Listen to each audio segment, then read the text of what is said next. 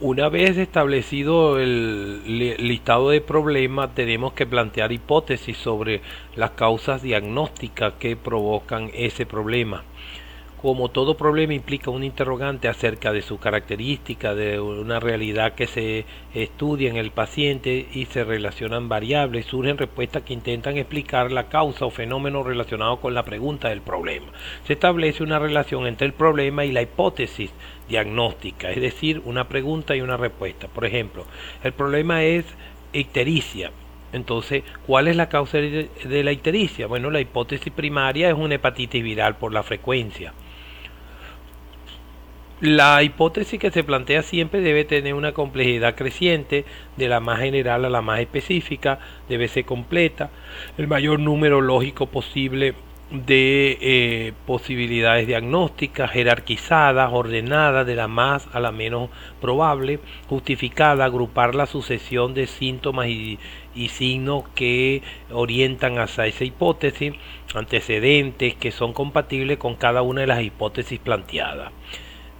El, el diagnóstico para cada hipótesis planteada debe formularse en base al problema, es decir, la hipótesis muchas veces de manera implícita está el plan que se va a seguir. Si usted plantea paludismo, tiene que hacerle una gota gruesa. Es necesario establecer un plan organizado en forma sistemática para solucionar el problema. Se cumplen los siguientes pasos: plan diagnóstico, exámenes que van a corroborar el diagnóstico que plantea la hipótesis y aquellos que pueden descartar el diagnóstico.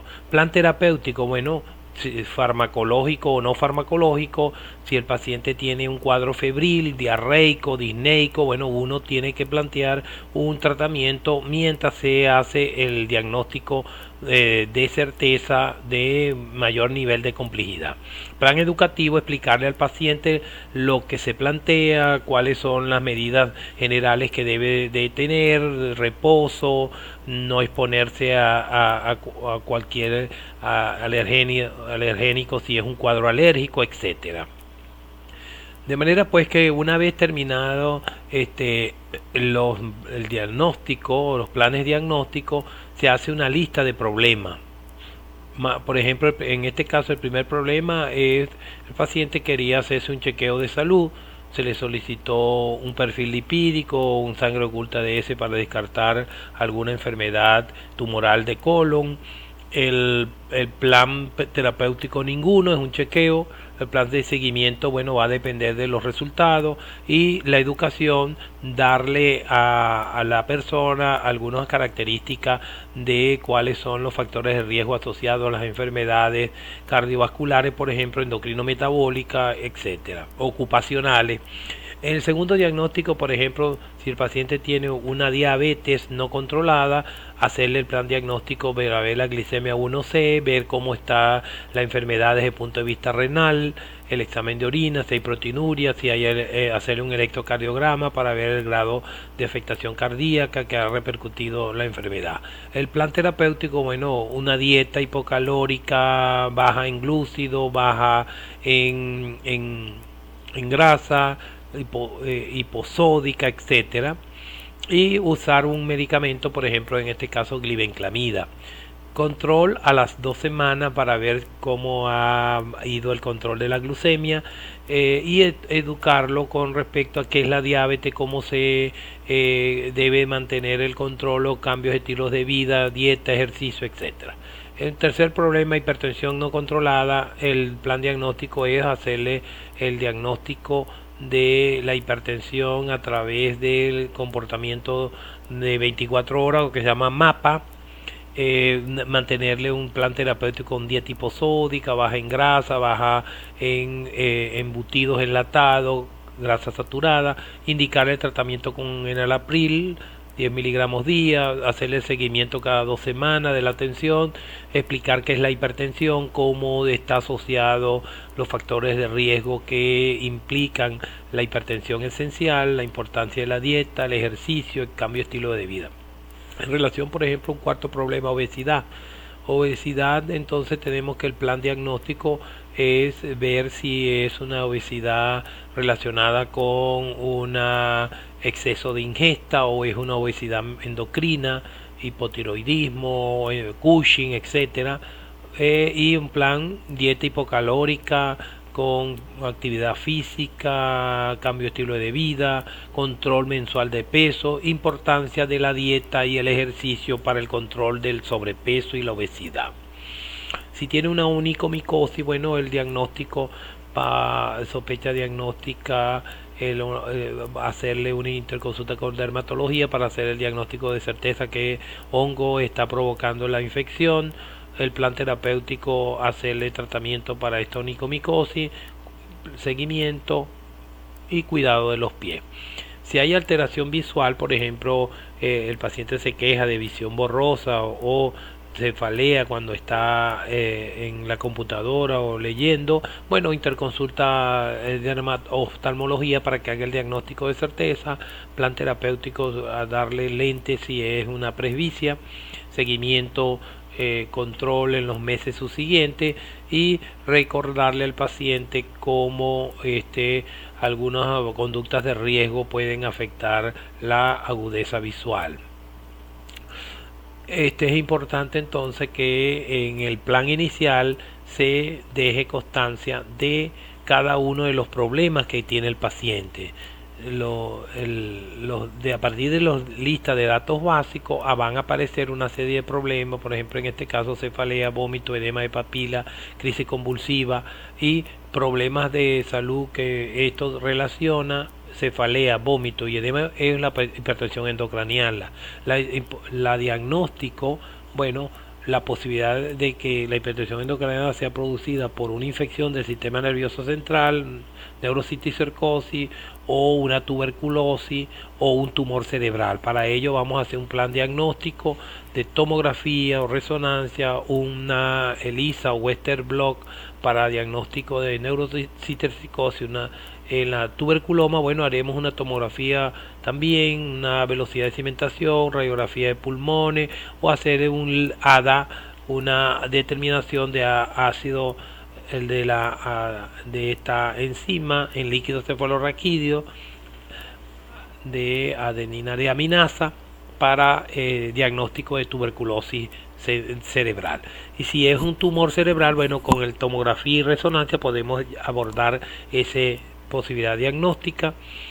Plan de trabajo terapéutico, en este caso si es una neuroticisticosis damos un tratamiento para teniasolium, terapia antiedema. Si es una tuberculosis damos tratamiento antituberculosis y terapia antiedema, y si es un paciente con un tumor antiedematoso y solicitamos la evaluación por el neurocirujano para tratamiento quirúrgico. En caso de crisis convulsiva, otro problema, bueno, tendremos que plantear la posibilidad que sea secundaria a la hipertensión o una epilepsia secundaria, o sea debido al mismo neuroticisticosis, a la tuberculosis, al tumor, etcétera. Para ello hacemos entonces también un abordaje diagnóstico en base a la posibilidad, y aquí debemos agregar un electroencefalograma para evaluar si hay una disritmia cerebral que esté provocando este cuadro convulsivo, y el tratamiento es anticonvulsivante. Así vienen planteados cada uno de los problemas, los hipótesis diagnósticas, el plan de trabajo y el plan terapéutico. El paciente finalmente es hospitalizado dependiendo de la gravedad de estos problemas, entonces se establecen unas evoluciones diarias de cada problema. En relación a problema número 1 debemos ver cómo ha evolucionado en esta siguiente 24 horas, datos subjetivos, lo que refiere el paciente, datos objetivos, lo que el médico consigue al examen físico, análisis es la interpretación del médico acerca de los problemas de cada paciente, hipótesis diagnóstica, cómo ha evolucionado, y el plan es que necesita el paciente para el aseguramiento diagnóstico o para hacerle un estadiaje mucho más preciso de la enfermedad.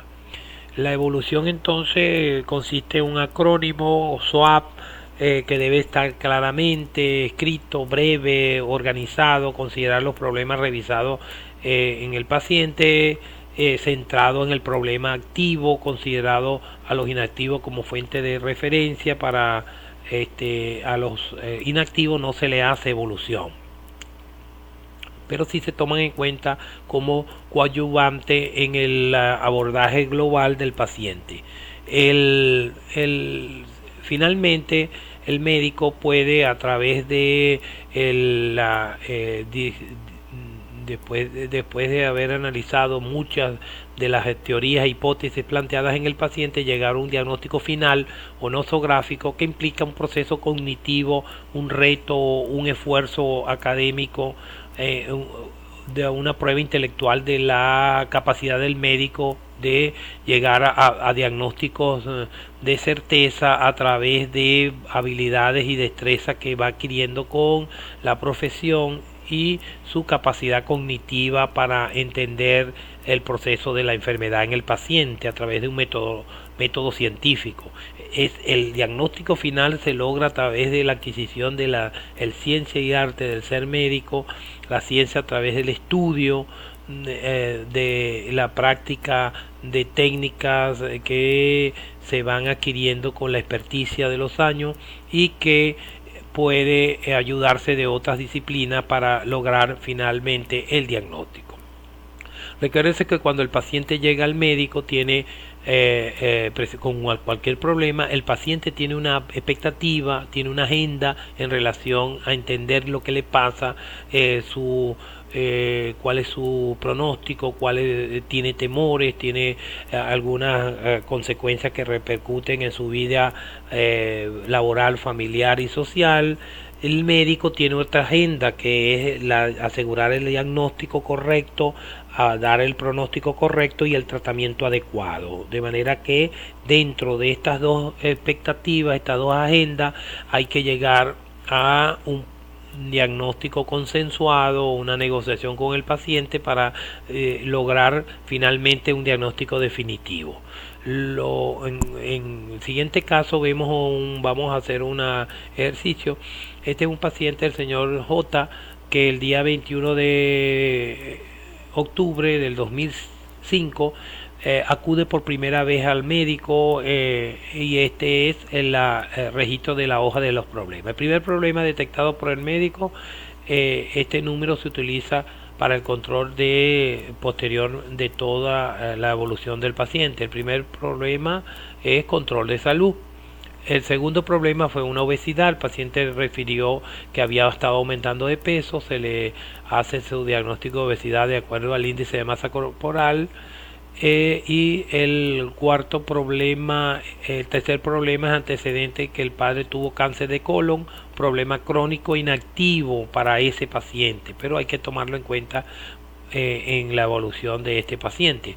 El cuarto problema es que es tabaquismo. El paciente fuma una caja diaria, de manera que tiene problemas crónicos y activos.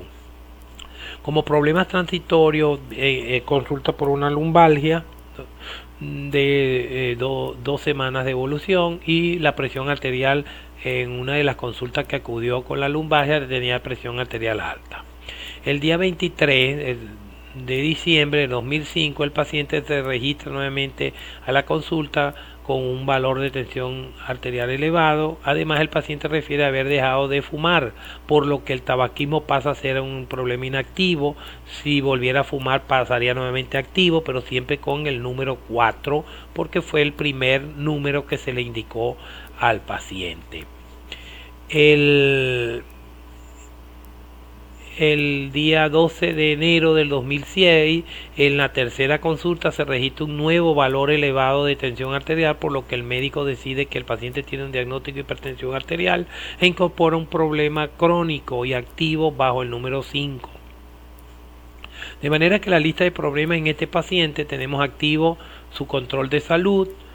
El 21 de octubre fue la primera vez que consultó. Obesidad. El 3, que es un problema inactivo, que es el padre sufrió de cáncer de colon. Y el tabaquismo en este paciente para el día 21 de octubre. Y hipertensión arterial el 12 de enero del 2006 fue cuando se le colocó este diagnóstico. El listado de